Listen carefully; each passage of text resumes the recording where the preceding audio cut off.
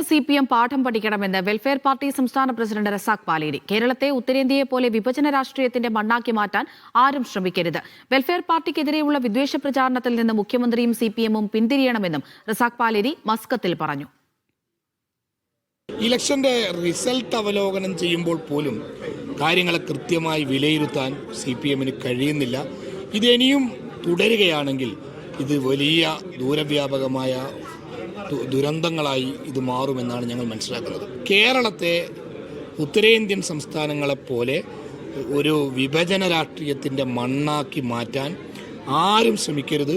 കേരളത്തിലെ മുഖ്യമന്ത്രിയും CPM-ഉം ആ വിദ്വേഷ പ്രചരണങ്ങളിൽ നിന്ന് പിന്മാറണം. കേരളത്തിലെ മുഖ്യമന്ത്രി തന്നെ നേതൃത്വം കൊടുത്തുകൊണ്ടാണ് വെൽഫെയർ പാർട്ടിയെ വളരെ നിശിതമായ വംശീയ വർഗീയ ആക്ഷേപങ്ങൾക്ക് നേതൃത്വം കൊടുത്ത അദ്ദേഹം എന്തിനു വേണ്ടിയാണത് എന്ന് നമുക്ക് മനസ്സിലായിട്ടില്ല. ഭൂരിപക്ഷ വോട്ട് നേടാൻ വേണ്ടിയുള്ള നീക്കമാണെങ്കിൽ കേരളത്തിലെ പ്രബുദ്ധ വോട്ടർമാർ അത്തരം യാതൊരു ശ്രമവും അംഗീകരിക്കില്ല എന്നാണ് ഈ തെരഞ്ഞെടുപ്പിൻ്റെ റിസൾട്ട് കൊണ്ട് നമുക്ക് മനസ്സിലാക്കാൻ സാധിച്ചത്.